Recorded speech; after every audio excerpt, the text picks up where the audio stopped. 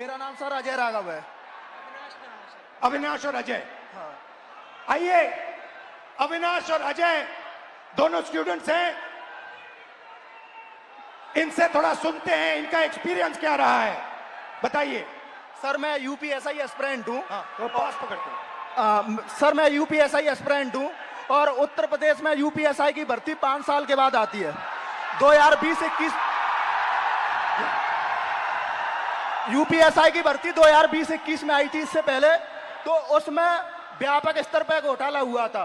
मैं मानता हूं इस चीज को कि वो भारत की एग्जामिनेशन हिस्ट्री का सबसे बड़ा घोटाला था। उसमें सैकड़ों एफआईआर दर्ज हुई, 350 से ज्यादा फेक एलिमेंट डमी कैंडिडेट पकड़े गए।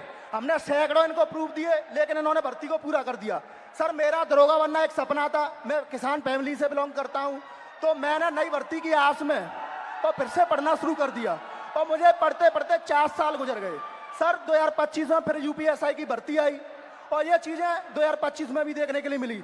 सर यूपीएसआई के अंदर स्कोर कार्ड तक रिलीज नहीं करते हैं। मैंने परीक्षा दी है, मुझे ये नहीं पता चल पाता है कि मेरे रॉ मार्क्स कितने हैं और मेरे नॉर्मलाइजेशन मार्क्स कितने हैं, क्योंकि अलग अलग शिफ्ट में पेपर होता है। तो ये नॉर्मलाइजेशन का प्रक्रिया अपनाते हैं, ये तक नहीं बताते हैं कि कौन सा नॉर्मलाइजेशन फॉर्मूला इन्होंने यूज किया है। जो यूपीपी आरपीबी जो पुलिस उत्तर प्रदेश पुलिस एवं प्रोन्नति भर्ती बोर्ड है सर, ये अकाउंटेबिलिटी इसकी फिक्स करने वाला कोई नहीं है। हमने तमाम प्रयास कर लिए, जनता दरबार चला गया, मैं इनके कैबिनेट मंत्रियों को ज्ञापन दे लिए, उल्टा इन्होंने मेरे को पकड़ के जेल में डाल दिया। मेरा गुनाह अपराध सिर्फ इतना था कि मैं इनके जनता दरबार योगी जी से मिलने चला गया। सर ये नॉर्मलाइजेशन का फॉर्मूला नहीं बताते हैं, ये खुद तय करते हैं कि किस अभ्यर्थी के मतलब मार्क्स बढ़ा करके अंदर लेना है और किस अभ्यर्थी को बाहर करना है। ये उत्तर प्रदेश पुलिस का भर्ती बोर्ड तय करता है। इनको क्या दिक्कत है? अगर ये फेयर भर्ती कराते हैं तो इनको नॉर्मलाइजेशन देना चाहिए। सर मैं एक चीज इसमें जोड़ना चाहूंगा कि जो नॉर्मलाइजेशन है ये पेपर लीक से ही बड़ा स्कैम है, क्योंकि इनकी अकाउंटेबिलिटी फिक्स करने वाला नहीं है। ये नॉर्मलाइजेशन फॉर्मूला जारी नहीं करते हैं, ये शिफ्ट वाइज नॉर्मलाइजेशन डेटा नहीं देते हैं, इनको खुली छूट मिली हुई है। मेरा नाम अविनाश है, मैं इन्हीं छात्रों में से कोई एक जरूर हूं। चूंकि मैं ये कह सकता हूं सर कि मैंने अपनी तैयारी 2018 में शिक्षक भर्ती के लिए की थी। 2018 से आज तक मैं उसी की तैयारी कर रहा हूं। क्यों? सरकार के पास जगह खाली है, फिर भी वैकेंसियां नहीं दी जा रही हैं। उसके बाद ये होता क्यों है सर? ये सरकार की मानामानी है। इसमें सरकार अगर चाहे बच्चों से कि वैकेंसियां दे, प्रॉपर तरीके से चलती रहे। हम लोग ऐसा नहीं कि क्या कहते हैं एक डिमांड कर रहे हैं। 2018 से लेकर आज तक कई सारे धरना प्रदर्शन, कई सारे ज्ञापन ये दिए हैं। उसके बाद दूसरा मुद्दा ये कि 2022 से ही मैं यूपी पेट की तैयारी यूपी SSS आयोग से करता हूं। यूपी SSS आयोग 2022 से मैं तैयारी कर रहा हूं और उसकी भर्तियां आज भी ऑन रिकॉर्ड में बात कर रहा हूं कि कम से कम 9 से 10 वैकेंसियां आज तक क्लियर नहीं हुई है।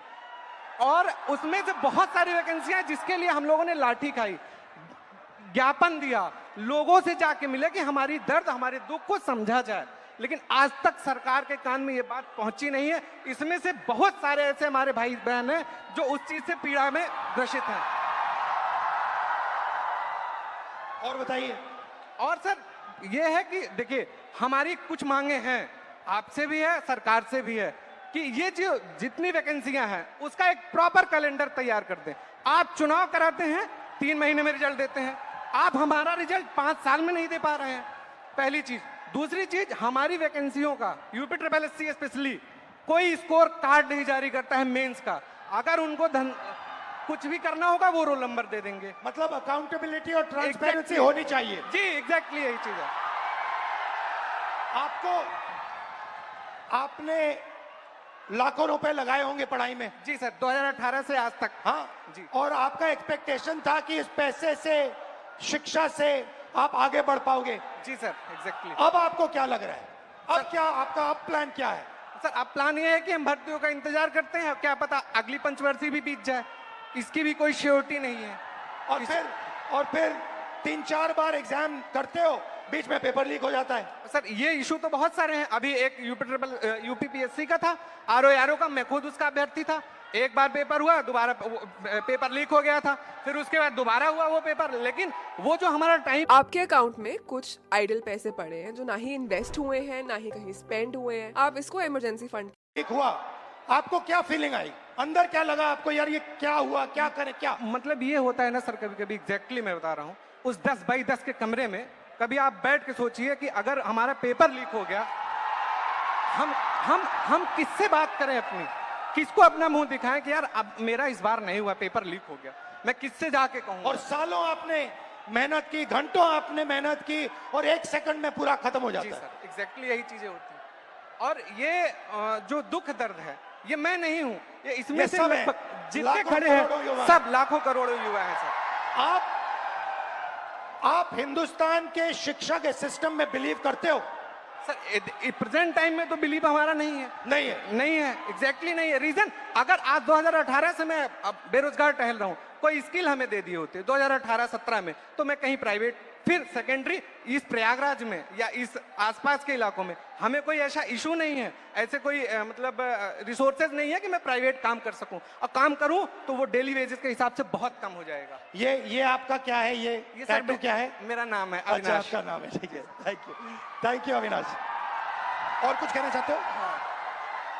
सर, उत्तर प्रदेश में ये पेपर लीक लगातार चल रहे हैं। जब से माननीय योगी आदित्यनाथ जी सरकार में आए हैं, तब से मैं उंगलियों पे गिना सकता हूं सर। 2017 दरोगा भर्ती पेपर लीक, उसके बाद यूपी कांस्टेबल 2018 पेपर लीक, उसके बाद 2020-21 की यूपीएसआई भर्ती पेपर लीक, और 2022 का लेखपाल भर्ती पेपर लीक, और 2023 में आरओ वो भी पेपर लीक, 2023 का कांस्टेबल भर्ती पेपर लीक, और ये स्कोर कार्ड नॉर्मलाइजेशन की धांधली वर्तमान में चल रही है। सर, मैं इन्हीं शब्दों के साथ आपका बहुत बहुत धन्यवाद करना चाहता हूं कि आप यूथ की आवाज उठा रहे हैं लगातार, और मैं सर आपसे आशा की उम्मीद के साथ देख रहा हूं, आप इसी तरह हम यूथों की आवाज उठाते रहिए, हम आपके साथ पूरी तरीके से। ये जितना भी यहाँ पर स्टूडेंट दिख रहा है, ये सब आपके साथ है, सिर्फ आपके लिए आया है सर। Thank you. तो आपने सुनी उत्तर प्रदेश के स्टूडेंट्स की आवाज। अब प्रॉब्लम क्या है मैं आपको बताता हूं। प्रॉब्लम है कि आप पढ़ाई करते हो, पैसा डालते हो, मेहनत करते हो, मगर रोजगार के सारे दरवाजे हिंदुस्तान में बंद पड़े हुए हैं, एक दरवाजा खुला नहीं है। दरवाजे कौन से हैं? पहला दरवाजा मैन्युफैक्चरिंग का।